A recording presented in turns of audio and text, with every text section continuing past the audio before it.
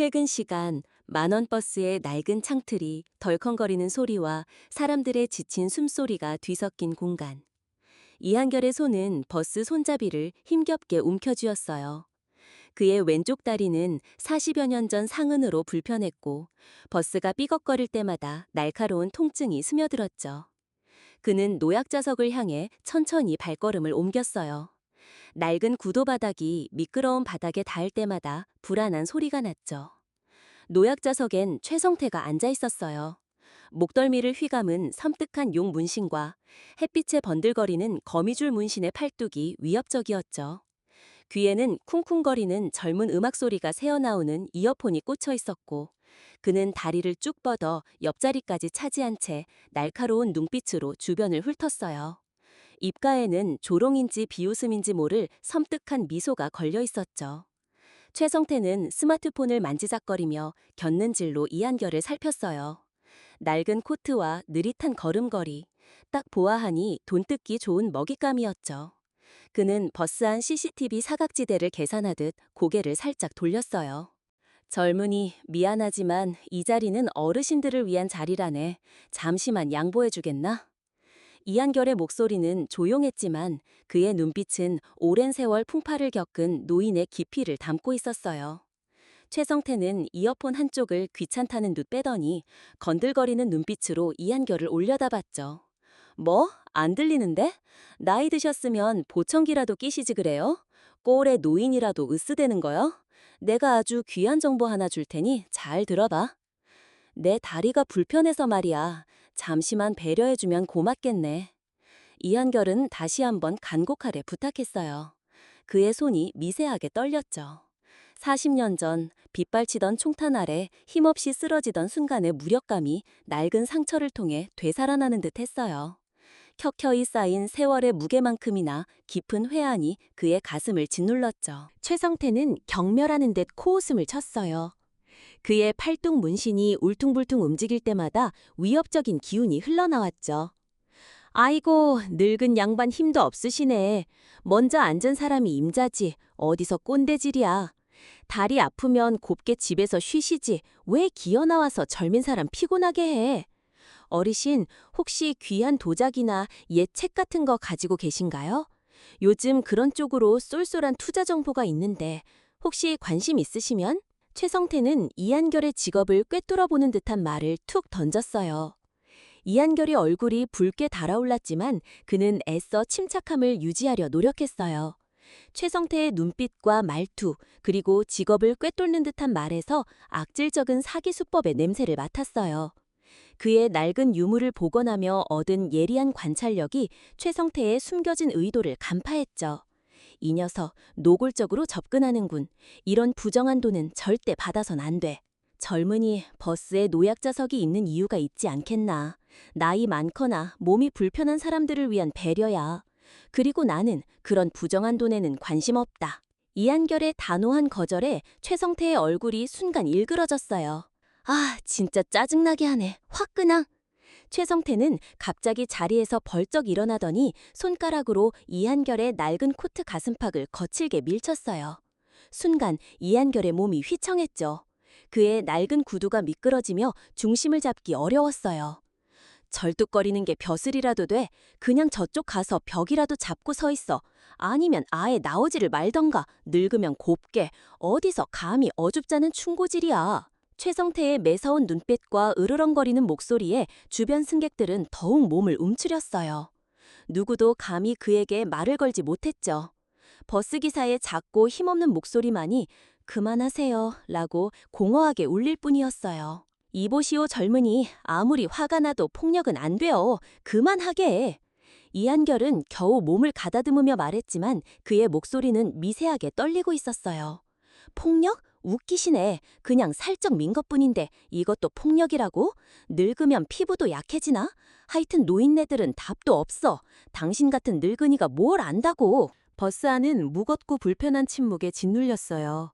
승객들은 모두 외면했고 창밖 풍경만이 무심히 흘러갈 뿐이었죠. 이한결은 싸늘한 무력감에 휩싸여 창밖을 바라봤어요. 그의 왼쪽 다리에서는 쑤시는 듯한 통증이 더욱 심해졌고 최성태의 밀침에 오래된 상처 부위가 뜨겁게 달아오르는 듯 했어요. 그때 낡은 고무 패킹이 달아 덜컹거리는 소리를 내며 버스 문이 열리고 한 노인이 올라탔어요. 강우진. 그의 움푹 팬 눈은 깊은 연륜을 담고 있었지만 그 속에는 예리한 빛이 서려 있었죠. 역사 기록 보존원이라는 그의 직함과는 어울리지 않는 날카로운 기운이 그에게서 느껴졌어요. 그는 허리를 꼿꼿이 세운 채 버스 안으로 걸어 들어오며 순식간에 상황을 파악했죠. 이한결이 힘겹게 버티고 서 있는 모습과 최성태의 도발적인 자세가 그의 시야에 들어왔어요. 강우진은 망설임 없이 그들에게 다가갔어요. 그의 걸음걸이는 나이에 비해 놀라울 정도로 안정적이었고 그의 시선은 단호하게 최성태를 향했죠. 오랜 세월 억눌러왔던 정의감과 약자를 보호해야 한다는 본능적인 책임감이 그의 깊숙한 곳에서부터 천천히 끌어올려지고 있었어요. 젊은이, 거기까지 하는 게 좋을걸? 강우진의 목소리는 낮고 차분했지만 버스 안의 소음을 뚫고 묘한 울림을 만들어냈어요. 그 목소리에는 경고와 함께 쉽게 건드릴 수 없는 내공이 느껴졌죠. 최성태는 순간 당황한 듯 눈을 깜빡였지만 곧 비웃음을 지었어요. 뭐야, 또 다른 할배 납셨네. 늙으면 다 똑같나? 둘이 손잡고 노인정이나 갈 것이지 왜 젊은 사람들 사이에 끼어들어? 어디서 불길한 소리를 짓거려? 그의 목소리는 더욱 거칠어졌고 그는 자리에서 일어나 강우진을 향해 위압적으로 손을 뻗었죠. 그의 두꺼운 손가락 마디마디에서 폭력적인 기운이 느껴졌어요. 그러나 최성태의 손이 강우진의 가슴에 닿기 직전 마치 슬로우 모션처럼 강우진의 손이 움직였어요. 그의 주름진 손은 뱀처럼 뻗어 최성태의 손목을 정확히 움켜쥐었죠. 순간적인 악력에 최성태의 얼굴이 고통으로 일그러졌어요. 강우진은 힘들이지 않고 최성태의 손목을 아주 작게 비틀었어요. 그 작은 움직임만으로 최성태는 마치 보이지 않는 쇠사슬에 묶인 듯 그 자리에 무릎을 꿇었죠. 그의 오만했던 눈빛은 순식간에 공포와 당혹감으로 뒤덮였어요. 으악, 아파요. 놓으세요. 제발. 강우진은 여전히 표정 하나 변하지 않고 최성태의 눈을 깊고 차분하게 응시했어요. 마치 오랜 경험에서 우러나오는 듯한 낮은 목소리로 말했죠. 어른을 공경할 줄 모르고 약자를 괴롭히는 것은 부끄러운 짓이야. 자네 부모님이 이 모습을 보면 얼마나 마음 아파하실까. 그의 시선은 최성태를 향했지만 그의 마음속 깊은 곳에서는 과거 자신이 지켜주지 못했던 혹은 지켜야만 했던 수많은 약자들의 모습이 떠올랐어요. 순간 최성태의 뇌리에 잊고 있던 장면 하나가 섬광처럼 스쳐 지나갔어요. 어둠 속 낡은 오두막 앞에서 자신과 부모님을 향해 경고하던 한 군인의 차가운 눈빛. 그 군인의 얼굴에 드리워진 위장 페인트, 그리고 그 차가운 눈빛 속에 숨겨져 있던 알 수 없는 슬픔. 그때는 몰랐지만 지금 이 노인의 눈빛과 겹쳐지는 기묘한 감각에 최성태의 심장이 빠르게 뛰었어요. 정말 감사합니다. 어르신 덕분에 큰 봉변을 면했습니다. 이한결은 자리에서 일어나 두 손을 모으고 강호진에게 깊이 고개 숙여 인사했어요. 그의 목소리는 감격에 겨워 떨리고 있었죠. 별 말씀이요. 당연히 해야 할 일을 했을 뿐입니다. 강호진은 담담하게 대답하며 이한결을 따뜻한 눈빛으로 바라봤어요. 저는 이한결이라고 합니다. 낡은 유물을 고치는 일을 하고 있어요. 그의 투박한 손이 세월의 흔적을 고스란히 보여주었죠. 이한결 선생님, 존경스럽군요. 저는 강호진입니다. 그저 평범한 노인입니다. 강호진은 잔잔한 미소를 지으며 겸손하게 말했어요. 버스 문이 열리고 낡은 에어컨에서 퀴퀴한 냄새가 흘러나왔어요. 이번 정류장에서 내려야 합니다. 강호진이 자리에서 일어섰어요. 저도 같은 정류장입니다. 성신 아파트 방향으로 가시는 길인가요? 이한결은 놀라움과 반가움이 뒤섞인 표정으로 강호진을 바라봤어요. 네, 그쪽으로 갑니다만. 강호진은 눈빛은 어딘가 모르게 깊어졌다는 걸 이한결은 알아차렸죠. 저도 그 아파트에 삽니다. 혹시 괜찮으시다면 함께 걸어가시겠습니까? 이한결은 조심스럽게 제안했어요. 두 노인은 버스에서 함께 내렸어요. 가을바람에 낙엽이 바스락거리는 소리가 정겹게 들려왔죠. 이한결은 여전히 왼쪽 다리를 절뚝이며 걸었고 강호진은 보폭을 맞춰 그의 옆을 걸었어요. 그들의 그림자가 나란히 길게 늘어졌다는 것이 꼭 두 사람의 인연을 말해주는 듯했죠. 강호진은 이한결의 불편한 걸음걸이를 걱정스러운 눈빛으로 바라보다 조심스럽게 물었어요. 오래전에 다치신 다리인가 봅니다. 혹시 깊은 사연이라도 있으신지요? 이한결은 잠시 발걸음을 멈추고 자신의 왼쪽 다리를 애틋하게 내려다봤어요. 그의 입가에 희미한 미소가 번졌죠. 네, 벌써 40년도 더 된 이야기입니다. 제게는 잊을 수 없는 아픔이자 동시에 삶의 방향을 결정지은 기억이죠. 강우진의 눈빛이 더욱 깊어졌어요.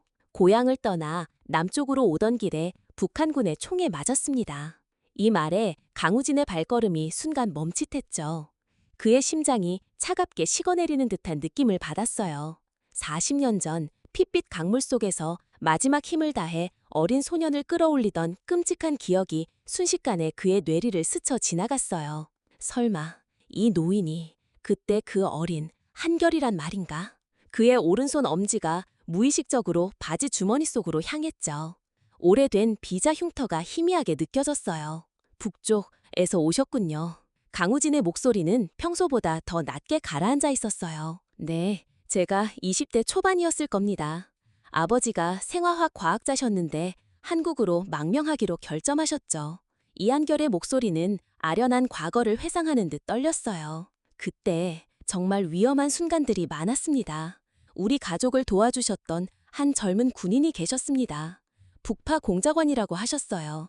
그분이 아니었다면 아마 우리 가족은 모두 이곳에 올 수 없었을 겁니다. 이한결의 눈에는 깊은 감사함이 어려 있었죠. 아, 그때 어머니께서 평생 소중히 간직하시던 작은 도자기 조각을 잃어버렸습니다. 고향의 흙으로 만들어진 우리 가족의 마지막 흔적이었는데 그걸 다시 찾아 온전하게 복원하는 것이 제 평생의 꿈입니다. 강우진의 표정은 미묘하게 굳어졌다는 걸 이한결은 눈치챘어요. 그의 입술이 굳게 다물어졌죠. 탈출 과정에서 제가 총에 맞았습니다. 그 군인분께서 저를 업고 정말 먼 길을 뛰셨습니다. 그분도 분명 심각한 부상을 입으셨을 텐데 이한결의 목소리는 점점 작아졌어요. 강우진은 묵묵히 앞만 바라보며 걸었어요. 그의 얼굴에는 어떤 감정도 드러나지 않았지만 그의 내면은 격렬하게 요동치고 있었죠. 그분을 꼭 다시 만나 뵙고 싶습니다. 살아계신다면 제게는 평생의 숙제와 같은 일입니다. 이한결은 갑자기 굳은 결심을 한 듯 말했어요. 그의 눈에는 간절함과 애틋함이 가득했죠. 아버지께서 돌아가시기 직전 제 손을 꼭 잡고 마지막 유언을 남기셨습니다. 우리를 목숨 걸고 구해준 그 군인을 꼭 찾아서 진심으로 감사 인사를 전하고 그 은혜를 조금이라도 갚아라 라고. 20년이 넘는 시간 동안 정말 끈질기게 찾아봤지만 아직까지 아무런 흔적도 찾을 수가 없어요. 이한결의 목소리는 점점 흐려졌어요. 강우진은 무거운 침묵 속에서 천천히 발걸음을 옮겼어요. 세월이 참 많이 흘렀군요. 찾기가 쉽지 않으실 겁니다. 그의 목소리는 마치 먼 곳에서 들려오는 듯 희미했고 그의 눈빛은 깊은 밤하늘의 달처럼 헤아릴 수 없는 슬픔과 고독을 담고 있었죠. 네, 알고 있습니다. 하지만 포기할 수 없습니다. 그분은 저희 가족에게 생명의 은인이시니까요. 그분 덕분에 제가 이렇게 부서진 것들을 다시 이어붙이는 그런 일을 하면서 살고 있으니까요. 이한결의 목소리는 확고했어요. 강우진은 더 이상 아무 말도 하지 않았어요. 그의 어깨가 미세하게 떨리는 듯 보였죠. 침묵이 두 사람 사이를 무겁게 감쌌지만 그 침묵 속에는 오랜 세월 묻어두었던 인연의 깊은 무게가 느껴졌어요. 아까 버스 안에서 보여주신 그 놀라운 무술은 혹시 젊은 시절에 배우신 건가요? 이한결이 조심스럽게 물었어요. 아, 그냥 젊었을 때 잠깐 익혔던 것이 아직 몸에 남아있는 듯합니다. 강우진의 대답은 간결했지만 그의 시선은 잠시 먼 곳을 향했어요. 정말 대단하셨습니다. 혹시 저 앞에 보이는 작은 찻집에서 따뜻한 차라도 한잔 하실까요? 오늘 어르신께 도움받은 것에 대한 작은 감사의 표시로. 이한결은 진심을 담아 제안했어요. 강우진은 잠시 망설이는 듯 하늘을 올려다보더니 조용히 고개를 끄덕였죠. 괜찮을지 모르겠습니다만 감사히 받겠습니다. 그의 목소리는 여전히 낮았지만 어딘가 모르게 아주 작은 떨림이 느껴지는 듯했죠. 두 노인은 나란히 낡은 간판의 작은 찻집으로 발걸음을 옮겼죠. 그들의 그림자는 길게 늘어져 마치 오랜 세월 함께 해온 듯 나란히 걸어갔어요. 해질녘 노을이 낡은 아파트 단지 사이로 길게 들이우는 시간. 강우진과 이한결은 며칠째 같은 버스를 타고 함께 귀가하는 길이었어요. 버스 안에서는 이제 두 노인을 모르는 사람이 없었죠. 특히 강우진의 놀라운 무술 실력에 대한 소문은 파다했고, 이후로는 버스 안에서 노약자석 문제로 얼굴을 붉히는 사람은 단 한 명도 없었어요. 어느 날 이한결의 손자인 박선우가 그들과 함께 버스에 올랐어요. 힙합 스타일의 옷차림에 장난기 가득한 눈빛의 청년 박선우는 스마트폰으로 무언가를 열심히 보고 있었죠. 그는 할아버지의 극적인 탈북 이야기와 40년 만에 재회한 강우진과의 기묘한 인연에 깊은 흥미를 느끼고 이를 웹툰 흔적의 복원자로 연재하기 시작했어요. 할아버지, 오늘도 딱 맞춰 오셨네요. 강 선생님도 안녕하세요. 박선우는 활기찬 목소리로 인사했고 강우진은 푸근한 미소로 고개를 끄덕였죠. 버스 시간이 규칙적이라 좋구나. 그날따라 버스 안은 퇴근길 인파로 더욱 붐볐어요. 버스 TV 화면에서는 뉴스가 나오고 있었죠. 국회에서는 오늘 6.25 전쟁 당시 북한 지역에서 비밀 공작 임무를 수행했던 북파 공작원들의 명예 회복을 위한 특별 법안이 통과되었습니다. 오랫동안 국가를 위해 헌신했지만 드러나지 않았던 그들의 공로가 이제야 인정받게 되었습니다. 강우진은 화면에서 흘러나오는 뉴스를 말없이 응시했어요. 그의 굳게 담은 입술과 움푹 팬 눈은 복잡한 감정을 담고 있었죠. 오랜 세월 그림자 속에서 살아온 그의 삶이 주마등처럼 스쳐 지나갔어요. 이제야 세상이 조금씩 바뀌는 것인가? 하지만 우리의 흔적은 여전히 어둠 속에 묻혀 있겠지. 그의 마음 한구석에는 씁쓸함과 함께 희미한 안도감이 교차했죠. 그는 조용한 목소리로 중얼거렸어요.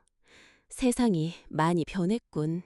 네, 할아버지, 정말 다행이에요. 억울하게 잊혀진 분들의 명예가 회복된다니. 박선우가 감격스러운 표정으로 말했어요. 이한결 역시 벅찬 감동을 느꼈는지 눈시울이 촉촉하게 젖어 있었죠. 정말 마땅히 그래야 할 일이지. 나라를 위해 그렇게 헌신하셨는데 이제라도 그분들의 노고가 인정받으니 정말 다행이야. 그의 목소리는 벅찬 감동과 함께 40년 전 자신들을 도와주었던 젊은 군인에 대한 그리움으로 가득 차 있었어요. 그는 강우진을 슬쩍 바라봤지만 강우진은 여전히 묵묵히 창밖 풍경을 응시하고 있었죠. 이한결은 다시 한번 조심스럽게 자신의 이야기를 꺼냈어요. 이런 뉴스를 들으니 40년 전에 저희 가족을 도와주셨던 그분이 더욱 생각나네요. 혹시나 이번 법안으로 그분에 대한 어떤 단서라도 찾을 수 있을까 하는 기대감도 생기고요. 강우진은 미동도 없이 창밖을 응시했어요. 그의 표정은 마치 오랜 세월 굳어진 듯 변함이 없었죠. 아버지께서 돌아가시기 전에 제 손을 꼭 잡고 마지막 유언을 남기셨습니다. 우리를 목숨 걸고 구해준 그 군인을 꼭 찾아서 은혜를 갚아라. 라고. 20년이 넘는 시간 동안 정말 끈질기게 찾아봤지만 아직까지 아무런 흔적도 찾을 수가 없어요. 이한결의 목소리는 점점 흐려졌어요. 강우진은 작게 한숨을 내쉬었지만 여전히 입을 열지 않았죠. 그의 굳게 감은 입술은 마치 오랜 비밀을 삼킨 듯 굳건했어요. 버스 안에 갑자기 날카로운 여성의 목소리가 울려 퍼졌어요. 저기요, 당신 내 가방에서 손 떼세요. 지금 뭐 하는 거예요? 한 젊은 여자가 얼굴을 잔뜩 붉힌 채 옆에 서 있던 나이 지긋한 노인을 손가락으로 가리키며 소리쳤어요. 노인은 당황한 표정으로 손을 내저었죠. 아니, 내가 언제? 오해하지 마시오. 버스가 흔들려서 손잡이를 잡으려 했을 뿐인데. 버스 안의 시선이 일제히 그들에게 쏠렸어요. 강우진과 이한결, 박선우 역시 걱정스러운 눈빛으로 그 상황을 지켜봤죠. 강 선생님, 저렇게 오해하는 것 같은데 저희가 가서 말씀드리는 게 좋지 않을까요? 이한결이 걱정스러운 표정으로 강우진에게 물었어요. 박선우는 스마트폰 카메라를 켜서 상황을 촬영할 준비를 했죠. 잠시만 기다려보게. 곧 상황이 정리될 걸세. 강우진은 침착하게 말했죠. 그의 날카로운 시선은 버스 앞쪽을 향하고 있었어요. 그의 예상대로 버스기사 김만복 씨가 다소 난처한 표정으로 운전석에서 일어나 상황을 중재하려 하고 있었어요. 김만복 기사는 며칠 전부터 두 노인, 특히 강우진에게 묘한 시선을 보내고 있었어요. 웹툰 흔적의 복원자에 묘사된 강렬한 무술 실력과 어딘가 모르게 낯익은 인상 때문이었죠. 혹시 그 웹툰 주인공 모델이 저 어르신인가? 그의 마음속에 작은 의문이 피어오르고 있었어요. 손님, 오해가 있으신 것 같습니다. 잠시만 진정하시고 자리에 앉아주시겠어요? 버스 내부는 CCTV로 녹화되고 있으니 염려 마십시오. 버스 기사의 차분한 말에 젊은 여자는 불만스러운 표정을 지으며 자리에 앉았고 노인은 민망한 듯 다른 자리로 옮겨 앉았어요. 김만복 기사는 다시 운전을 시작하며 백미러로 강우진을 힐끗 바라봤죠. 왠지 모르게 익숙한 오래된 기억 속의 한 장면 같은 느낌이 스쳐 지나갔어요.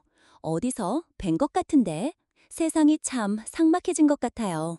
예전에는 서로 조금 더 이해하고 배려했는데 이한결은 씁쓸한 표정으로 중얼거렸어요. 사람의 본성은 쉽게 변하지 않는다네.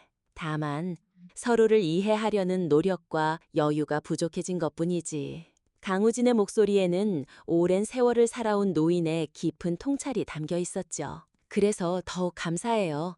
40년 전 그 군인분께서 저희 가족을 도와주신 것이 단순한 임무 수행이 아니라 인간적인 연대와 용기 덕분이었다고 그렇게 믿고 싶어요. 이한결의 눈빛은 강우진을 향했지만 강우진은 갑자기 불편한 기색을 보이며 시선을 창밖으로 돌렸어요. 저기 창밖을 보게.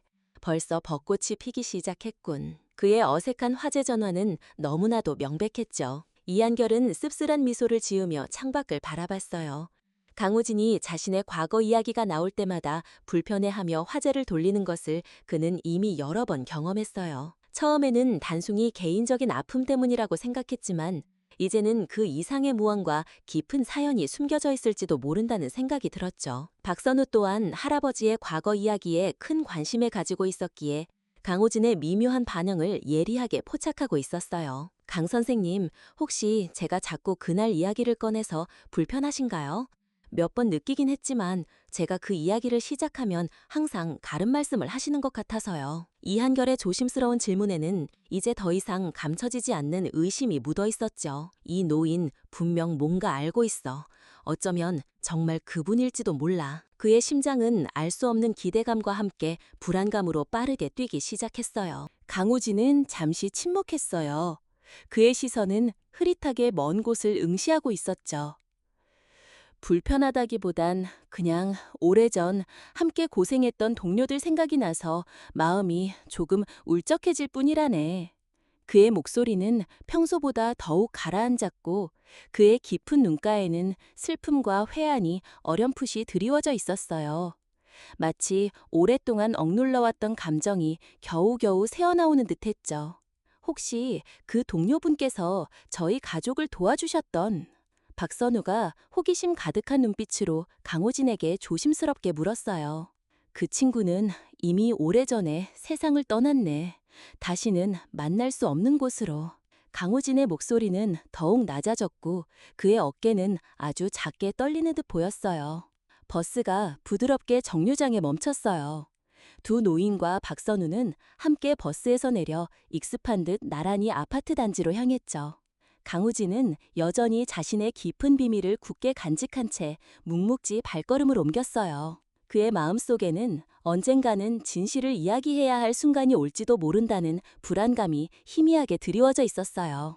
가을 햇살이 붉게 물든 나뭇잎 사이로 부드럽게 쏟아져 내리는 오후, 강우진과 이한결, 박선우는 며칠 전부터 약속했던 대로 이한결의 집으로 향했어요. 바스락거리는 낙엽을 밟는 발소리만이 정겹게 울려 퍼졌죠. 이한결은 손자를 보며 환한 미소를 지었어요. 강 선생님, 오늘 저녁 시간 괜찮으세요? 이한결이 조심스럽게 물었어요. 네, 저녁이요? 강우진은 의아한 표정으로 물었어요. 네, 제 집에서 간단히 저녁 식사라도 하시겠습니까? 매일 같은 버스를 타고 이야기는 많이 나눴지만 제대로 대접한 적이 없어서요. 이한결은 손자 박선우를 보며 슬쩍 눈짓했어요. 박선우는 눈치 빠르게 고개를 끄덕였죠. 강우진은 잠시 망설이는 듯 하늘을 올려다보더니 조용히 고개를 끄덕였어요. 괜찮을지 모르겠습니다만 감사히 받겠습니다. 그의 목소리는 여전히 낮았지만 어딘가 모르게 아주 작은 떨림이 느껴지는 듯 했죠. 잘 됐네요. 제 집이 바로 저 아파트예요. 걸어서 5분이면 됩니다. 세 사람은 성신 아파트 단지로 향했어요. 가을 바람이 상쾌하게 불어오는 길을 따라 그들은 느긋하게 걸으며 이런저런 이야기를 나눴죠. 아내는 먼저 떠나고 아들은 멀리 있습니다. 이제 손자 선우가 제 유일한 낙이죠. 이한결이 씁쓸하면서도 따뜻한 미소를 지으며 말했어요. 저도 혼자 삽니다. 결혼은 하지 않았어요. 강우진의 대답은 항상 그랬듯 간결했어요. 그의 표정에는 어떤 감정도 드러나지 않았지만 그 속에 오랜 고독이 담겨 있는 듯했죠. 아파트에 도착해 이한결의 집에 들어섰어요. 은은한 목재 향기가 풍기는 넓고 정돈된 집안은 오랫동안 혼자 살았지만 깔끔하게 관리되고 있었어요. 거실 한쪽에는 그가 작업하는 문화재 복원 도구들이 가지런히 놓여 있었고 낡은 유물들이 조용히 빛을 발하고 있었죠. 들어오세요. 편하게 계시고 저는 저녁 준비를 하겠습니다. 강호진은 거실 소파에 앉았어요. 거실 벽면에는 여러 가족 사진들이 따뜻한 미소를 짓고 걸려 있었어요. 그의 시선이 오래된 흑백 사진 한 장에 멈췄죠. 그것은 젊은 이한결과 그의 부모님이 함께 찍은 사진이었어요. 배경은 낮은 산과 어렴풋한 작은 마을의 모습. 강호진은 무언가에 홀린 듯 그 사진 앞으로 다가갔어요. 그의 손이 미세하게 떨렸죠. 부엌에서 나온 이한결은 사진을 바라보는 강호진의 모습을 보았어요. 아, 저 사진에 관심이 있으신가요? 개성 근처 마을입니다. 강호진은 생각에 잠긴 채 무심코 말했어요. 이곳은 개성 근처 마을이 아닙니까? 그의 목소리는 자신도 모르게 튀어나온 듯 떨렸고 그의 심장은 파도처럼 요동쳤어요. 40년 동안 굳게 닫혔던 비밀의 문이 열리는 소리였죠. 이한결의 얼굴이 순간 굳어졌어요. 그는 천천히 다가와 강호진의 옆에 섰죠. 이 마을을 어떻게 아시는 겁니까? 이곳은 알려진 곳이 아닌데? 그의 목소리는 떨리고 있었어요. 이곳은 저희 가족이 목숨 걸고 탈출했던 곳입니다. 이 사진은 그날 찍은 마지막 가족의 모습이고요. 강호진은 침을 꼴깍 삼켰어요. 그는 급히 변명을 생각해냈죠. 제가 지도를 꽤 많이 봤습니다. 지형이 워낙 독특해서 기억에 남았을 뿐입니다. 그의 목소리는 애써 평온했지만 그의 눈동자는 미세하게 흔들렸어요. 이한결의 눈에는 의심의 빛이 가득했어요. 그는 강우진의 얼굴을 뚫어지라 바라봤죠. 개성 근처라고 정확하게 말씀하셨습니다. 이 마을 이름은 공식 지도에도 거의 나오지 않는 작은 마을입니다. 이한결은 한 발 더 다가섰어요. 그의 시선은 강호진의 눈을 꿰뚫으려는 듯 날카로웠죠. 강 선생님, 솔직히 말씀해 주십시오. 정말 지도만 보고 이 마을을 아신 겁니까? 방 안의 공기가 갑자기 무거워졌어요. 두 노인 사이에 팽팽한 긴장감이 감돌았죠. 강호진은 시선을 돌려 다른 사진들을 바라봤어요. 가족분들이 참 행복해 보이네요. 아드님도 잘생기셨고요. 이한결은 강호진의 노골적인 화제 전환을 알아차렸지만 더 이상 캐묻지 않았어요. 아직 정확한 증거가 없었기 때문이었죠. 하지만 그의 마음속에는 의심의 씨앗이 확신으로 자라나고 있었어요. 대신 그는 옆에 있는 앨범을 꺼내 강호진에게 건넸죠. 여기 더 많은 사진이 있어요. 와서 새 삶을 시작한 우리 가족의 이야기죠. 강호진은 조심스럽게 앨범을 받았어요. 그것은 이한결 가족의 한국 생활을 담은 앨범이었죠. 어린 이한결을 대학교 졸업식에서 찍은 사진, 그의 아버지 박진호가 연구실에서 일하는 모습, 가족 여행 사진 등. 아버지는 과학자로서 한국의 의학 발전에 크게 기여하셨고, 저도 아버지의 뜻을 이어 문화재 복원 전문가가 되었고요. 이한결의 목소리에는 깊은 자부심이 묻어났어요. 대단하십니다. 새로운 나라에서 그렇게 성공하다니. 강호진의 목소리는 조용했지만 그 안에는 깊은 감동이 담겨 있었어요. 그 모든 것이 우리를 구해주신 그분 덕분이에요. 그래서 그분을 꼭 찾고 싶은 거예요. 이한결이 강호진의 눈을 똑바로 바라보며 말했죠. 그의 눈빛은 단호했어요. 강호진은 잠시 침묵했어요. 그의 마음속에서는 진실을 말할지 말지 격렬한 갈등이 일었죠. 네, 지도에서 본 것 같습니다. 제가 젊었을 때 여러 지역의 지도를 연구했어요. 이한결은 더 이상 추궁하지 않았지만 그의 눈빛은 여전히 의심에 차 있었어요. 그는 앨범을 다시 받아 조심스럽게 책장에 넣었죠. 저녁 식사할 시간이네요. 부엌으로 오시죠. 두 사람은 식탁에 마주 앉았어요. 이한결이 준비한 소박하지만 정성 어린 식사가 오갔죠. 대화는 자연스럽게 이어졌지만 공기 중에는 미묘한 긴장감이 감돌았어요. 그렇게 소박한 집에서 저녁 식사가 끝났어요. 정돈된 거실에는 군인 시절의 물건은 보이지 않았지만 벽에 걸린 작은 태극기가 조용히 빛을 발하고 있었죠. 두 오인과 박선우는 식탁을 정리하고 거실로 자리를 옮겼어요. 차 한잔 하시겠어요? 이한결이 물었어요. 네, 감사합니다. 식사가 정말 맛있었어요. 이한결은 찻잔을 내어놓고 따뜻한 차를 따랐어요. 세 사람은 조용히 차를 마시며 편안한 침묵을 즐겼죠. 참 좋은 집이세요. 혼자 사시는데도 깨끗하게 정돈되어 있어서 놀랐어요. 감사합니다. 혼자 살더라도 깨끗이 살아야죠. 이한결은 천천히 차를 마시다가 문득 진지한 표정을 지었어요.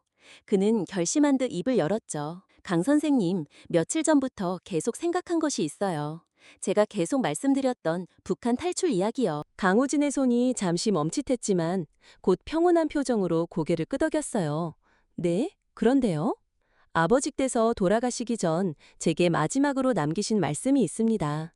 저희를 구해준 그 군인분은 오른손 엄지에 독특한 흉터가 있었다고 하셨어요.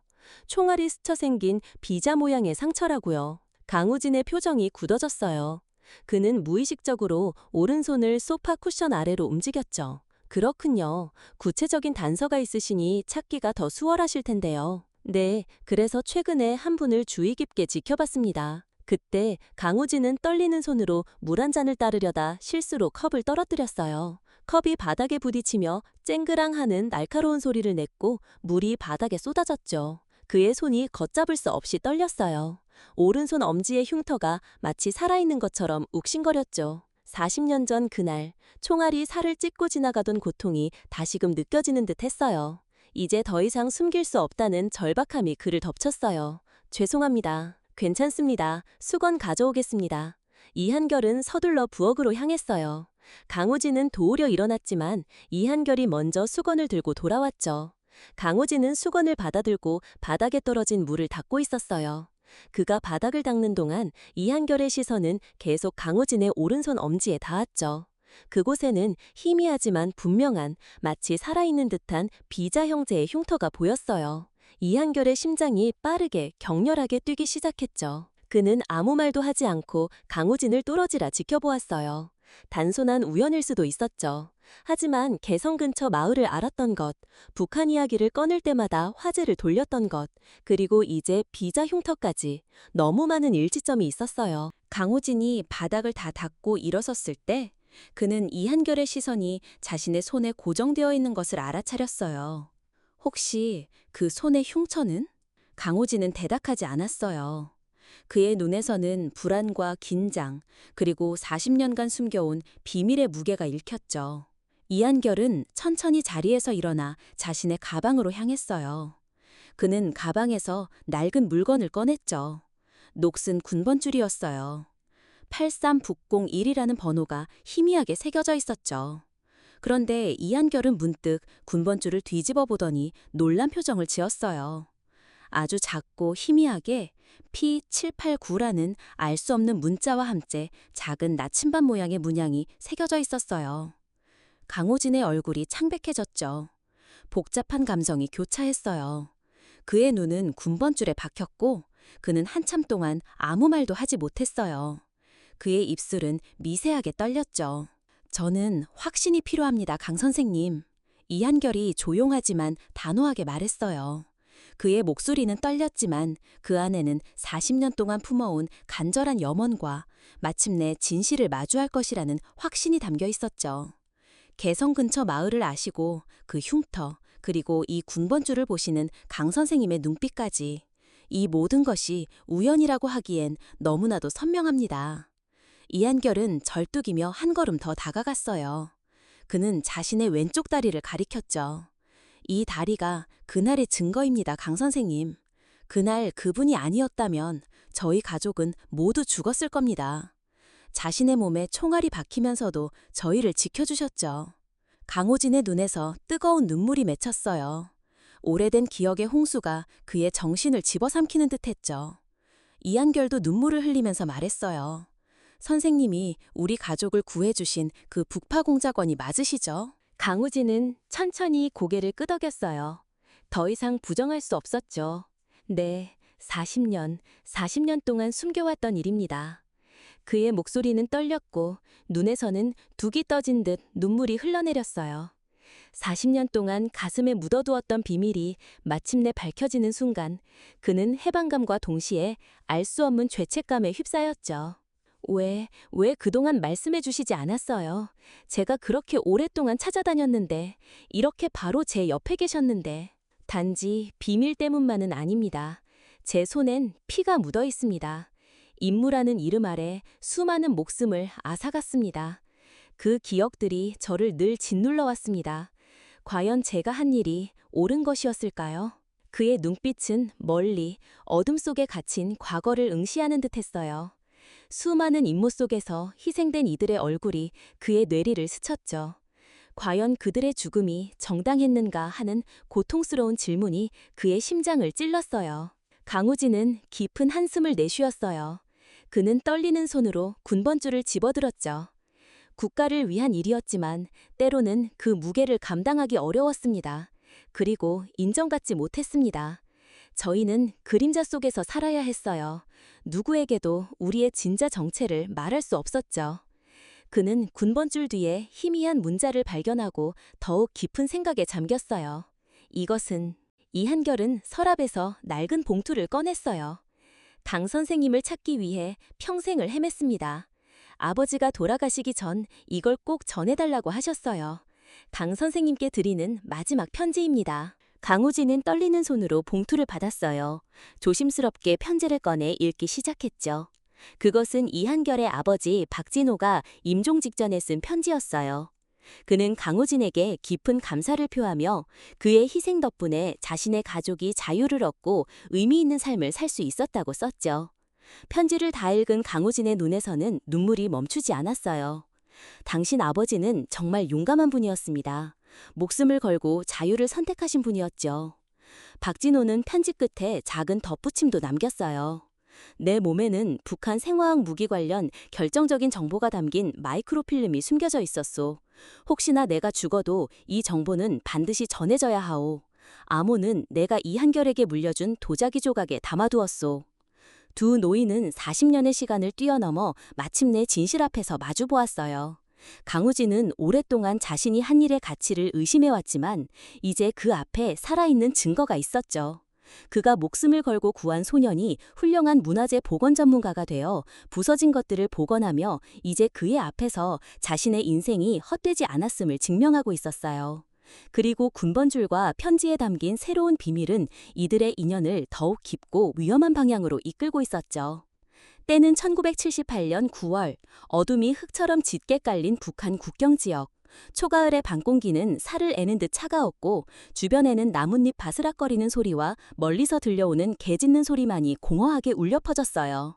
젊은 나이의 강우진은 나무 그늘 아래 완벽하게 위장한 채 몸을 숨기고 있었죠. 그는 검은색 특수 목장을 입고 얼굴에는 위장 페인트를 발랐어요. 쌍안경으로 주변을 살피며 그는 표적 지점을 확인했어요. 개성에서 북쪽으로 20km 떨어진 작은 마을. 국경과 가까운 이 장소는 임무를 수행하기에 최적의 장소였지만 그만큼 위험했죠. 시간 정확히 맞춰야 한다. 22시 정각에 접선, 5분 이상 지체되면 포기하고 철수한다. 그는 속으로 임무 계획을 다시 한번 되새겼어요. 그의 손목시계는 21시 50분을 가리키고 있었죠. 그는 수신호를 보내기 위해 작은 손전등을 꺼내 준비했어요. 이 임무는 일반적인 정보 수집이나 파괴 공작이 아닌 인물 특수 추출 작전이었어요. 북한의 핵심 과학자 박진호와 그의 가족을 안전하게 한국으로 데리고 오는 것이 목표였죠. 박진호는 북한의 중요 생화학 연구소에서 일하는 과학자로 귀중한 정보와 기술을 가지고 있었어요. 그는 비밀리에 한국 정부와 접촉해 망명을 요청했고 그의 가족과 함께 안전하게 데려오는 임무가 강우진에게 주어졌죠. 특히 박진호가 숨기고 있다는 생화학 무기 관련 마이크로필름은 작전의 가장 중요한 핵심이었어요. 정확히 22시, 그는 약속된 장소에서 깜빡임 신호를 3번 보냈어요. 잠시 후 어둠 속에서 약한 응답 신호가 돌아왔죠. 그는 조심스럽게 접근했어요. 숲속 작은 오두막 앞에 생형의 인물이 긴장된 모습으로 서 있었어요. 중년의 남자 박진호, 그의 아내 김여사, 그리고 20대 초단으로 보이는 청년 이한결. 그들은 작은 가방만 들고 있었고 얼굴에는 공포와 긴장감이 역력했죠. 이한결은 손에 어머니가 수놓은 손수건으로 감싼 작은 도자기 조각을 꼭 쥐고 있었어요. 강호진은 조용히 다가가며 약속된 암호를 속삭였어요. 가을비가 내리면 강물은 불어납니다. 중년 남성 박진호가 떨리는 목소리로 응답했죠. 그러나 소나무는 결코 휘어지지 않습니다. 정확한 응답. 강호진은 희미한 안도감에 숨을 내쉬었어요. 접선 암호는 확인되었습니다. 제가 여러분을 안전하게 인도할 것입니다. 저를 믿고 따르십시오. 박진호는 급히 고개를 끄덕였죠. 그의 얼굴에는 깊은 주름이 패여 있었고 눈에는 공포와 결연함이 섞여 있었어요. 이쪽은 제 아내 김이고 아들 한결입니다. 모두 준비됐습니다. 강호진은 청년 이한결을 바라봤어요. 마른 체구의 이한결은 겁에 질린 눈으로 주변을 살피고 있었죠. 그의 얼굴에는 아직 앳된 티가 남아있었지만 눈빛은 이미 많은 것을 보고 겪은 듯했어요. 걱정 마십시오. 제가 반드시 여러분을 지킬 것입니다. 우리는 기필코 남쪽으로 갈 것입니다. 강호진의 목소리는 부드럽지만 확신에 차 있었어요. 그는 가족들에게 가까이 다가갔죠. 지금부터는 제 지시가 곧 법입니다. 일절 소리내지 말고 제 그림자처럼 따라오십시오. 위험 신호가 떨어지면 즉시 엎드립니다. 박진호의 아내가 불안한 목소리로 물었어요. 정말 우리가 살아서 갈 수 있을까요? 강호진은 따뜻한 미소를 지으며 그녀의 어깨를 가볍게 두드려 주었죠. 걱정 마세요. 제가 목숨을 걸고 여러분을 지킬 겁니다. 우리는 반드시 성공할 겁니다. 그의 단호한 말에 가족들의 긴장이 조금 풀렸어요. 강호진은 이한결에게 다가가 그의 어깨를 잡았죠. 한결아, 정신 똑바로 차려라. 지금부터가 네 인생에서 가장 중요한 순간이다. 두려워도 괜찮다. 하지만 용기는 잃지 마라. 그의 목소리는 거칠었지만 그 속에는 어린 소년에 대한 깊은 연민과 그를 반드시 살려야 한다는 강한 책임감이 담겨 있었어요. 이한결은 천천히 고개를 끄덕였죠. 그의 눈에는 두려움 속에서도 결연한 의지가 보였어요. 강호진은 지형을 다시 한번 살폈어요. 어둠 속에서는 그는 완벽한 경로를 계산하고 있었죠. 그들이 국경을 넘기 위해서는 군 초소 2곳을 피해 강을 건너야 했어요. 그리고 그곳에는 지뢰밭과 순찰병들이 있었죠. 이제 출발하겠습니다. 제 뒤를 정확히 따라오시면 됩니다. 그리고 제가 밟는 곳만 밟으셔야 합니다. 강호진은 앞장서서 어둠 속으로 움직이기 시작했어요. 그의 걸음은 마치 숲의 일부가 된 것처럼 소리 없이 진행됐죠. 박진호 가족은 불안한 모습으로 그의 뒤를 따랐어요. 작은 개울가에 다다랐을 때 강호진은 갑자기 멈춰서서 손을 들어 올렸어요. 모두가 숨을 죽였죠. 멀리서 군인들의 발소리가 희미하게 들려왔어요. 순찰대, 강호진은 재빨리 손짓하며 가족들을 키 큰 숲 아래로 인도했죠. 그들은 몸을 낮추고 기다렸어요. 이한결의 심장은 마치 밖으로 튀어나올 것처럼 격렬하게 뛰었죠. 그의 어머니는 떨리는 손으로 아들의 손을 꼭 잡았어요. 순찰대의 발소리가 점점 가까워졌다가 다시 멀어졌어요. 강호진은 5분을 더 기다린 후 조심스럽게 자리에서 일어났죠. 이제 갑시다. 앞으로 2km 더 가면 강이 나옵니다. 그곳이 가장 위험한 구간입니다. 그들은 다시 움직이기 시작했어요. 강우진은 마치 밤의 포식자처럼 완벽하게 위장하고 조용히 움직였죠. 그는 지뢰밭을 완벽하게 통과했고 가족들은 최대한 그의 움직임을 모방하려 노력했어요. 때로는 멈춰서서 주변을 살피고 때로는 빠르게 달리며 그들은 한 걸음씩 자유를 향해 나아갔죠. 달빛이 숲 사이로 비쳐 그들의 길을 희미하게 밝혔어요. 강호진의 얼굴에는 결연한 의지가 가득했고 그의 눈은 끊임없이 주변을 탐색했죠. 그는 이 임무가 얼마나 중요한지 알고 있었어요. 한 과학자의 망명이 아니라 한 가족의 운명이 그의 손에 달려 있었죠. 조금만 더 가면 됩니다. 용기를 잃지 마세요. 강우진의 조용한 격려가 어둠 속에서 그들에게 힘을 주었어요. 어둠 속에서 조용히 움직이던 강우진과 박진호 가족은 강가에 도착했어요. 강폭은 그리 넓지 않았지만 초가을에 차가운 물살이 거세게 흐르고 있었죠. 달빛이 강물 위에 은빛길을 만들어냈어요. 여기가 가장 위험한 구간입니다.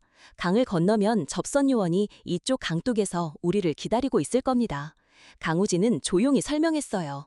그는 작은 방수 가방에서 로프를 꺼냈죠.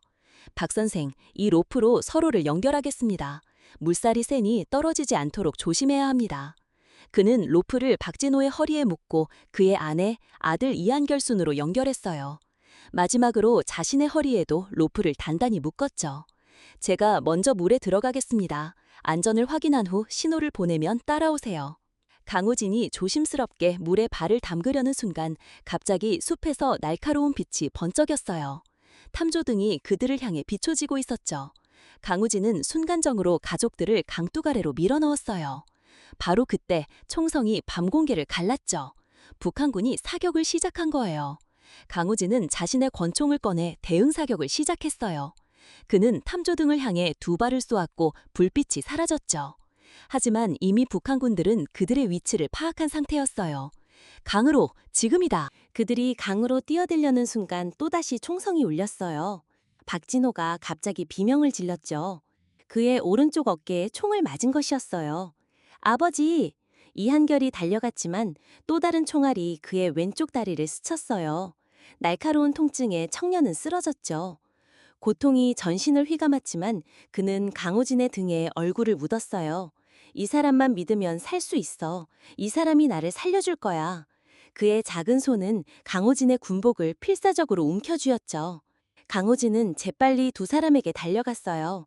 상황이 급격히 악화되고 있었죠. 그는 빠르게 주변을 살폈어요. 북한군들이 강을 건너오고 있었고 시간이 얼마 남지 않았어요.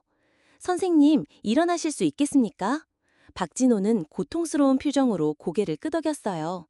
그의 아내가 남편을 부축했죠. 이한결의 다리에서는 피가 흘러내리고 있었어요. 강우진은 재빨리 자신의 군번줄을 풀어 이한결의 발목에 묶어주었어요. 괜찮다, 한결아. 나를 믿어라. 강을 건너는 동안 절대 움직이지 마. 그는 군번줄 뒤에 새겨진 작은 나침반 모양의 문양을 이한결의 손에 쥐어주며 속삭였죠. 이건 자네 것이야. 언젠가 도움이 될 거야. 중요한 흔적이 될 테니 잃어버리지 마라.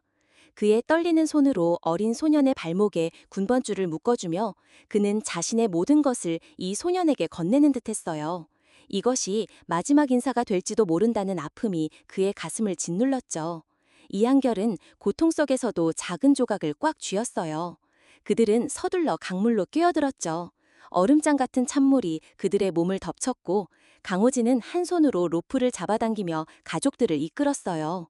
그의 다른 손은 이한결을 단단히 부축하고 있었죠. 조금만 더, 저기가 남쪽입니다. 강 중간쯤 왔을 때 또다시 총성이 울렸어요. 물보라가 사방으로 튀었고 강우진은 오른손에 날카로운 통증을 느꼈죠. 총알이 그의 오른손 엄지를 관통한 것이었어요. 날카로운 고통이 전신을 휘감았지만 그는 이를 악물었죠. 이 정도는 아무것도 아니다. 이 아이들을 살려야 한다. 그의 눈빛은 흔들림 없이 오직 가족들을 향했어요. 피가 물에 번졌지만 그는 멈추지 않았어요. 괜찮아요. 계속하세요. 그들은 필사적으로 헤엄쳤죠. 강우진의 강한 의지가 그들을 이끌었고 마침내 남쪽 강둑에 도달했어요. 그들이 강을 빠져나오는 순간 북한군의 총성은 더욱 거세졌죠. 숲으로 빨리! 강우진은 여점이 이한결을 업은 채 앞장서서 달렸어요. 그의 오른손 엄지에서 피가 계속 흘러내렸고 비자 형태의 깊은 상처가 생겼죠. 그리고 이후 그는 또 한 발의 총상을 입었어요. 하지만 그는 고통을 무시하고 계속 전진했어요. 숲속으로 깊이 들어가자 총성이 점차 멀어졌어요.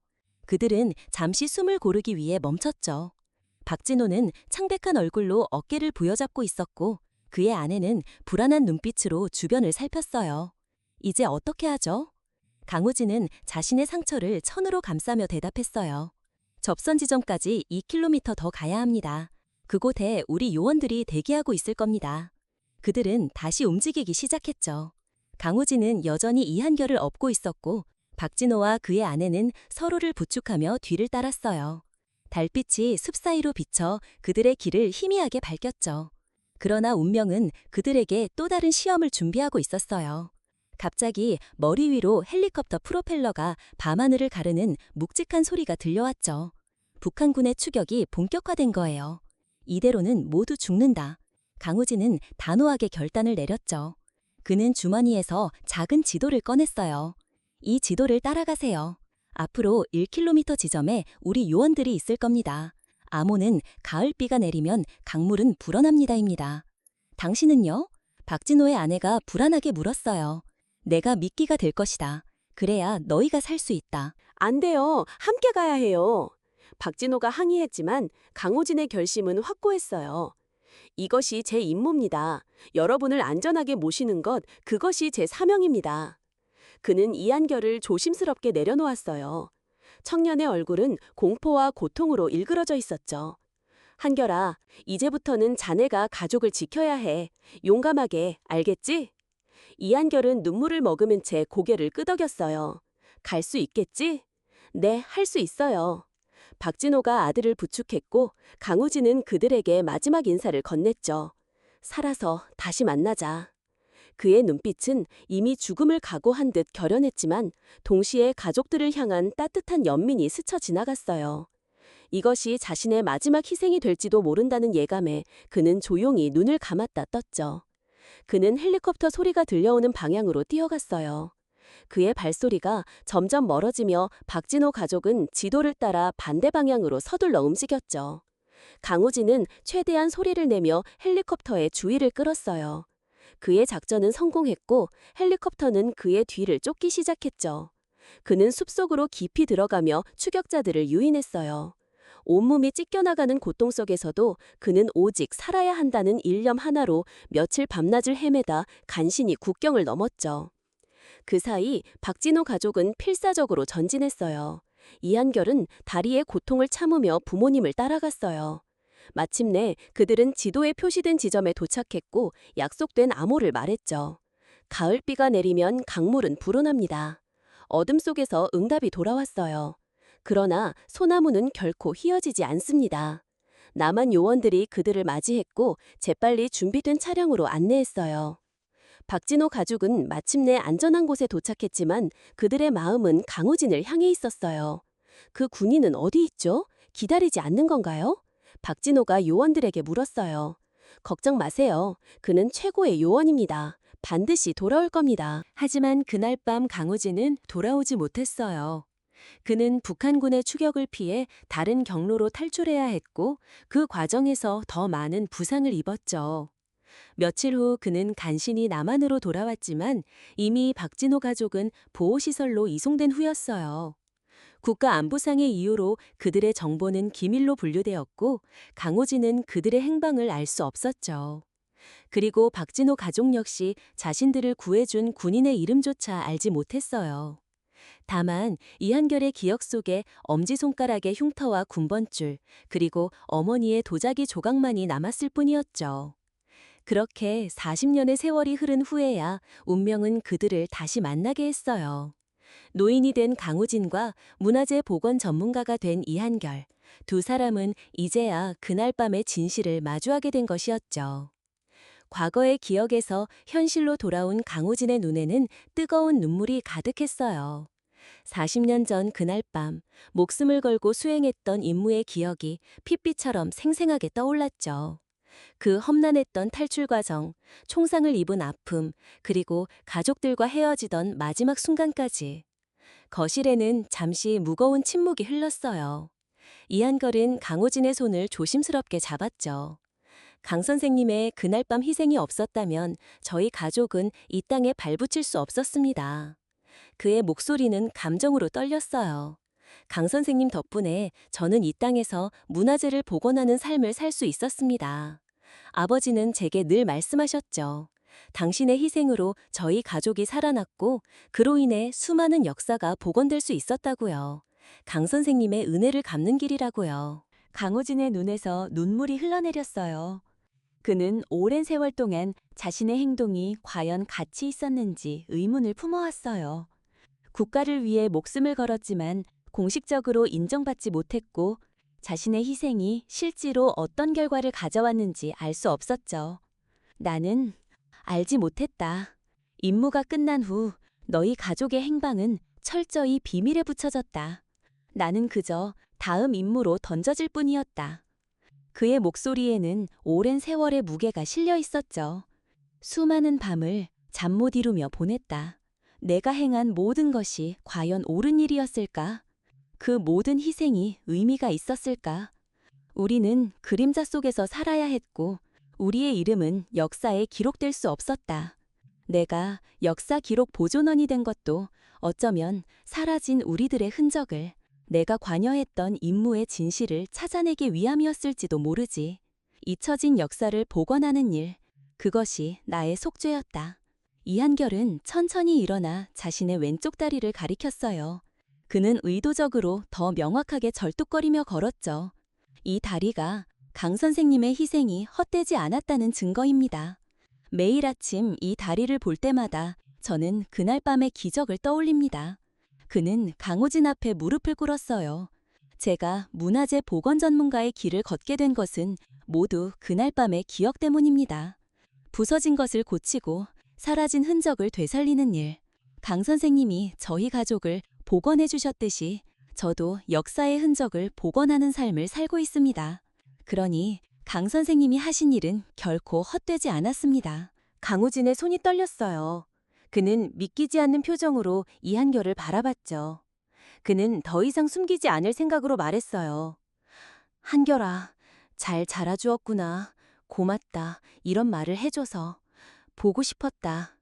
그의 목소리는 40년의 응어리가 풀리듯 흐느낌으로 변했고 그의 눈에서는 둑이 터진 듯 눈물이 멈추지 않았어요. 평생을 짓눌러왔던 죄책감과 고뇌가 한순간에 사라지는 듯한 해방감을 느꼈죠.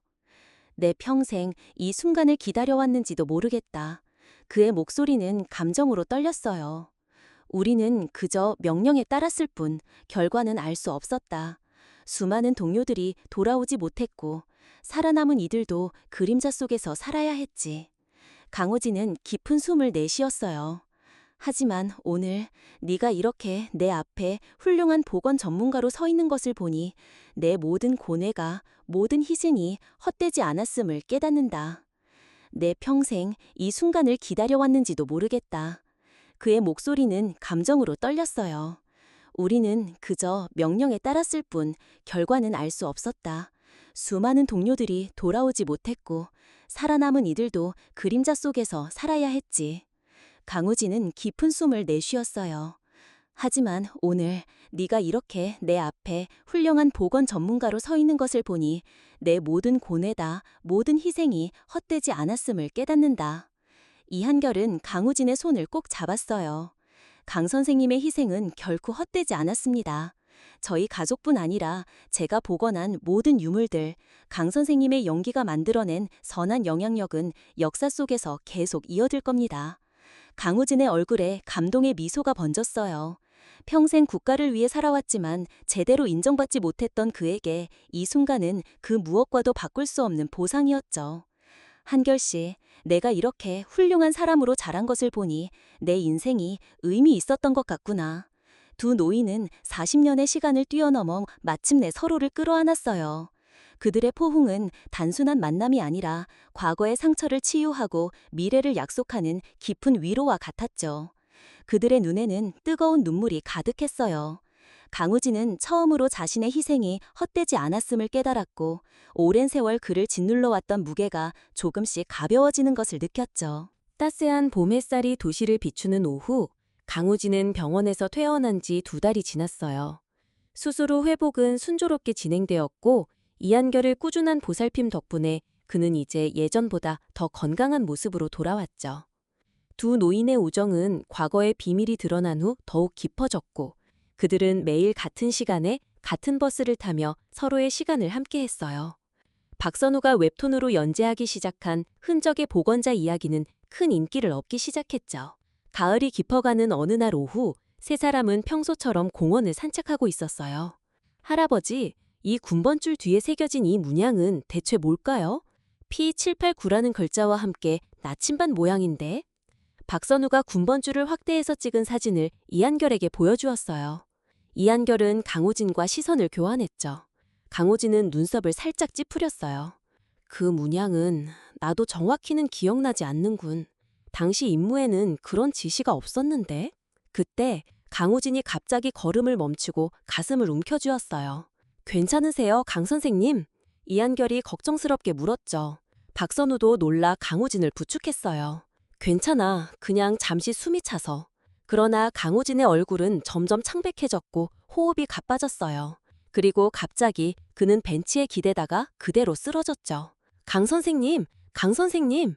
이한결은 재빨리 강호진의 맥박을 확인했어요. 맥박은 느리고 불규칙했죠. 그의 목소리는 절규에 가까웠어요. 40년 전 자신을 살려준 은인이 눈앞에서 쓰러지는 것을 볼 수 없었죠. 이번엔 내가 당신을 살릴 차례야.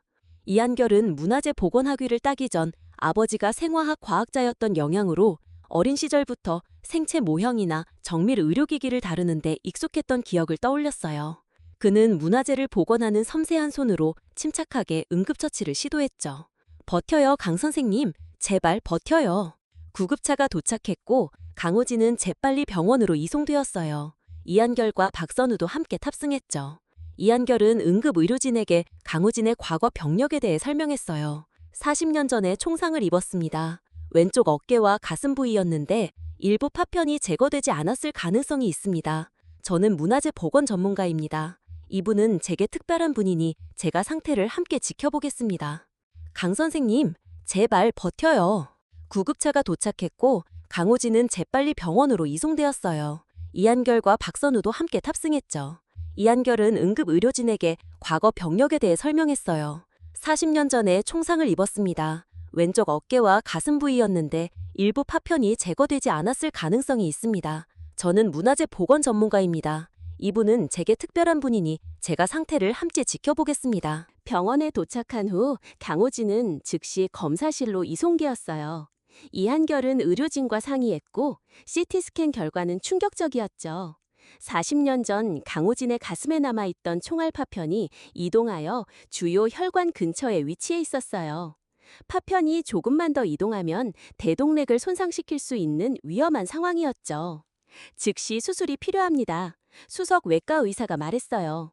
파편을 제거하지 않으면 생명이 위험합니다. 하지만 수술 자체도 상당히 위험한 시술입니다. 파편의 위치가 매우 위험해요. 이한결은 CT스캔 화면을 자세히 살펴보았어요. 그는 무언가에 홀린 듯 조용히 말했죠. 제가 수술에 필요한 정밀 분석에 참여하겠습니다. 그의 말에 의료진들이 놀란 표정을 지었어요. 선생님, 괜찮으시겠습니까? 네, 이분은 제 생명의 은인입니다. 40년 전 이분의 몸에 박힌 파편이 이제 그분의 목숨을 위협하고 있습니다. 저는 수십 년간 부서진 유물을 복원해온 사람입니다. 이 파편의 위치가 너무 미세하고 복잡해서 일반적인 의료 영상으로는 정확한 위치 파악이 어렵습니다. 하지만 문화재 복원에 사용하는 초정밀 스캐닝 기술과 3D 모델링 기술, 그리고 제 섬세한 손기술이 파편의 정확한 위치와 주전 혈관의 구조를 시각화하는 데 도움이 될 수 있을 겁니다. 그의 목소리에는 확고한 결심이 담겨 있었어요. 의료진들은 이한결의 독특한 이력과 상황의 위급성을 고려해 그의 제안을 받아들였죠. 그럼 수술실을 준비하겠습니다. 이한결 선생님, 필요한 것이 있으시면 말씀해 주세요. 수술 준비가 진행되는 동안 이한결은 마취된 강호진의 병상 곁에 앉았어요. 그는 강호진의 손을 꼭 잡았죠. 40년 전 강 선생님은 저를 업고 온몸으로 총알을 막아주셨습니다. 이제 제가 강 선생님의 생명을 복원할 차례입니다. 수술실이 준비되었고 강호진은 수술대로 이송되었어요. 이한결은 수술복으로 갈아입고 철저히 손을 씻었죠. 그의 나이에도 불구하고 그의 손은 놀라울 정도로 안정적이었어요. 수십 년간 문화재를 복원하며 단련된 섬세함과 정밀함이 그의 손끝에 응축되어 있었죠. 그는 최첨단 의료 스캐너에 자신의 초정밀 복원용 스캐너를 연결하고 파편 부위를 3D 이미지로 구현해냈어요. 의료진은 놀라움을 금치 못했죠. 이한결은 그 3D 이미지를 손가락으로 조작하며 파편의 가장 안전한 제거 경로를 제시했어요. 수술은 5시간 동안 계속되었어요. 파편의 위치가 매우 위험했기 때문에 극도의 주의가 필요했죠. 이한결의 이마에서는 땀이 흘러내렸지만 그의 손은 정확하고 안정적이었어요. 그는 모든 기술과 경험을 동원하여 강호진의 가슴에서 파편을 제거하기 위해 집중했어요. 마침내 그는 40년 전 강호진의 가슴에 박힌 총알 파편을 성공적으로 제거했죠. 작은 금속 조각이 수술실 접시 위에 놓였을 때 모든 의료진들은 안도의 한숨을 내쉬었어요. 경이로운 기술입니다, 이한결 선생님. 선생님의 통찰과 기술이 아니었다면 불가능했을 겁니다. 젊은 의사가 경외심을 담아 말했어요. 이한결은 겸손하게 고개를 끄덕였죠. 그의 눈에는 눈물이 고여 있었어요. 수술 후 강우진은 중환자실로 이송되었어요. 첫 24시간이 가장 중요했죠. 이한결은 그의 병상을 떠나지 않고 지켰어요. 그는 간호사들에게 자신이 개인적으로 환자를 돌보겠다고 고집했죠.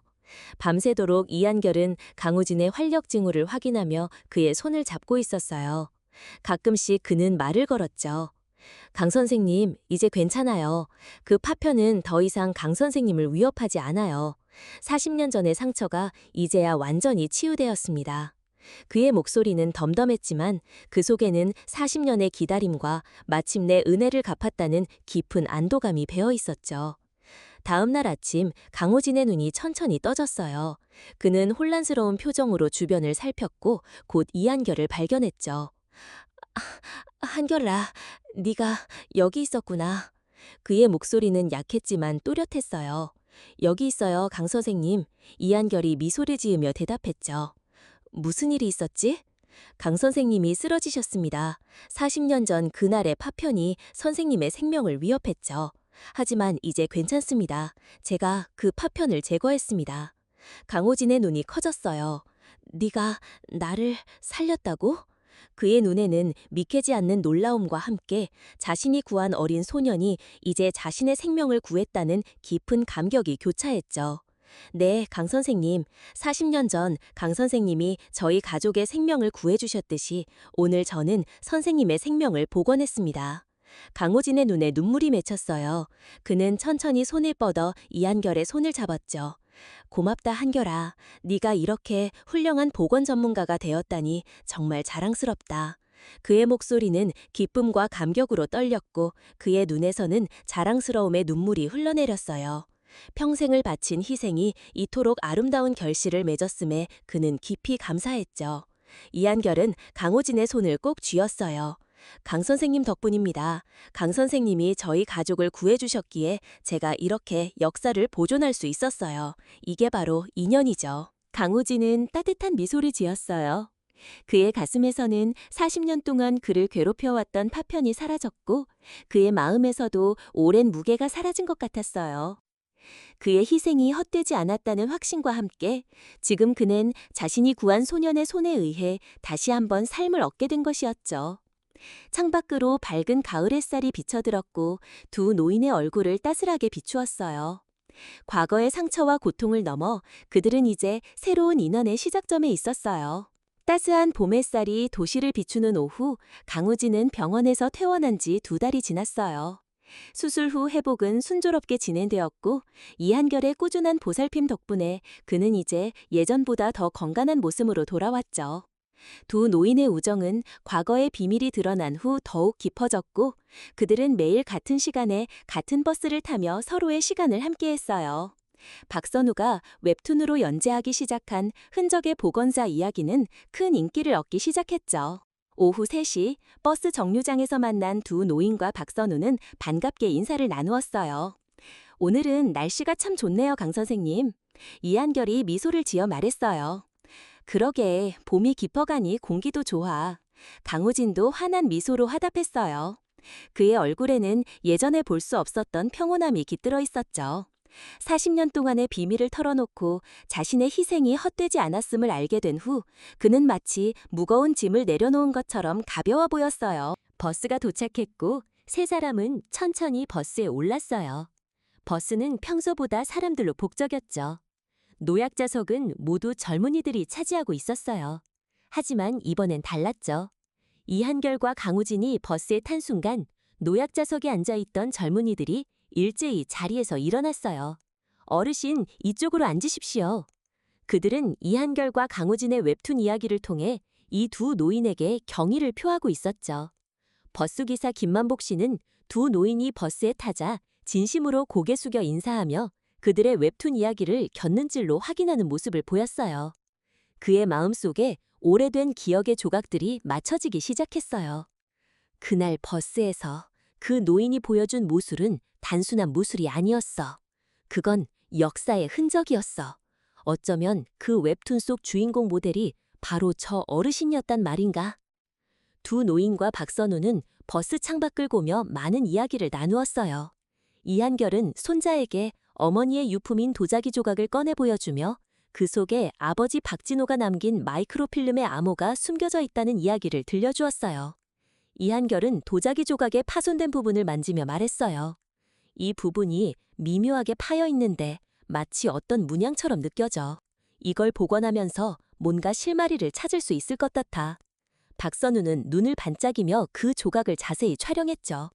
이 문양, 할아버지, 이거 우리 웹툰 팬들 중에도 비슷한 걸 본 사람이 있다고 댓글 달렸어요. 저한테도 자료 좀 보내주세요. 같이 찾아볼게요. 박선우는 스마트폰으로 도자기 조각의 문양과 군번줄의 암호를 여러 각도에서 촬영하며 웹툰 독자들에게 도움을 요청할 계획을 세웠죠. 집단 지성이라면 분명 실마리를 찾을 수 있을 거야. 할아버지의 복원 기술과 우리 팬들의 열정이면 못 해낼 게 없어. 버스에서 내린 두 노인과 박선우는 천천히 공원을 향해 걸었어요. 햇살은 따스했고 공원에는 많은 사람들이 휴식을 취하고 있었죠. 문득 저 멀리서 최성태가 눈에 들어왔어요.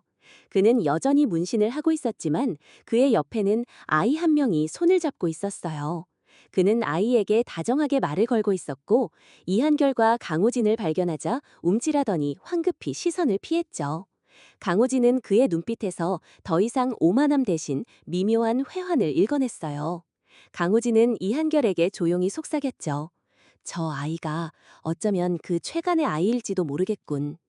강우진은 오래전 북한 지역의 작은 마을에서 임무를 수행하던 중 우연히 마주쳤던 최 씨 부부와 그들의 어린 아들을 기억해냈어요. 그들은 강우진의 작전으로 인해 간접적인 피해를 입고 마을을 떠나야 했던 이들이었죠. 강우진은 그들을 돕고 싶었지만 작전의 특성상 그럴 수 없었던 과거를 떠올리며 가슴 한편이 아려왔어요. 최성태는 웹툰 흔적의 복원자를 보면서 어린 시절의 어렴풋한 기억과 버스에서 만난 강호진의 압도적인 존재감을 연결시켰고 자신의 삶을 돌아보기 시작했던 것이었어요. 그는 황급히 시선을 피했죠. 버스에서 그 노인에게 제압당했던 수치심과 함께 웹툰 흔적의 복원자를 통해 자신이 얼마나 어리석었는지 깨달은 회한이 밀려왔어요. 나도 저 노인처럼, 저 할아버지처럼 달라질 수 있을까? 그의 마음속에 작은 변화의 씨앗이 심어지고 있었죠. 최성태는 강호진을 발견하자마자 몸을 굳혔고 손에 든 스마트폰으로 웹툰 흔적의 복원자 최신화의 페이지가 열려 있었어요. 최성태는 잠시 망설이더니 아이의 손을 잡고 두 노인에게 다가왔어요. 그의 얼굴에는 어색하지만 진심이 담긴 미소가 걸려 있었죠. 어르신들, 혹시 웹툰 흔적의 복원자 보셨습니까? 제가 그 버스에서 죄송합니다. 정말 죄송합니다. 그는 고개를 깊이 숙였어요. 강 선생님, 정말 기묘한 인연이죠. 40년 전 그날의 탈출에서 시작된 인연이 이제 매일 같은 버스를 타고 같은 길을 걷고 있으니 말입니다. 이한결의 말에 강우진은 고개를 끄덕였어요. 인연이란 참 묘한 거야. 때로는 우리가 생각지도 못한 방식으로 이어지지. 그들은 공원 벤치에 앉아 평화로운 시간을 보냈어요. 멀리서 아이들이 뛰어노는 모습, 연인들이 산책하는 모습, 가족들이 함께 웃는 모습, 그 모든 평화로운 일상이 그들에게는 감사하게 느껴졌죠. 가끔 생각해요. 강 선생님이 그날 밤 저희를 구해주지 않았다면 이런 평화로운 일상은 없었을 거라고요. 이한결이 말했어요. 나 또한 그렇다. 네가 나를 다시 살려주지 않았다면 이 순간은 없었겠지. 이제 우리가 함께 그 마이크로필름의 비밀을 풀어야 할 때인 것 같구나. 그의 목소리는 새로운 여정에 대한 기대감과 이제는 혼자가 아닌 이한결과 함께 역사의 흔적을 찾아 나설 수 있다는 든든함으로 가득했어요. 강호진은 이한결의 손을 잡고 군번줄과 도자기 조각을 꺼냈어요. 이 P789 암호와 이 도자기 조각, 이것이 박진호 선생이 남긴 마지막 기록을 복원할 열쇠다. 잊혀진 역사의 중요한 흔적이지. 이 기록에는 박진호 선생이 알고 있던 생화학 무기 정보뿐 아니라 어쩌면 나 같은 그림자 속에서 살던 공작원들의 비밀 기록도 포함되어 있을지도 몰라. 우리가 이 진실을 밝혀야 해. 두 사람은 서로를 바라보며 웃었어요. 그들의 웃음에는 깊은 이해와 존경, 그리고 우정이 담겨 있었죠.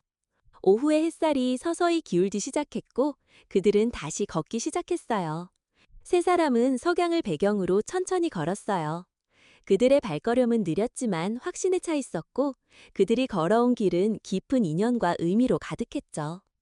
40년 전에 위험천만했던 탈출에서 시작된 그들의 인연은 이제 웹툰 흔적의 복원자를 통해 세상에 널리 알려지며 사람들의 마음에 따뜻한 울림을 주었어요. 최성태는 강우진의 웹툰을 보고 알 수 없는 감정에 휩싸였고 결국 작은 변화를 시작하려 했어요. 과거의 어둠이 현재의 빛으로 복원되며 그들은 세상을 조금씩 변화시키는 작은 불씨가 되었죠. 이제 그들은 사라진 역사의 마지막 조각을 찾기 위한 새로운 여정을 시작하려 하고 있었어요. 오늘의 이야기는 여기까지입니다. 구독을 눌러주시면 매일 올라오는 영상들을 더 빠르게 보실 수 있습니다. 영상이 재미있으셨다면 좋아요도 부탁드립니다. 내일 또 뵙겠습니다. 감사합니다.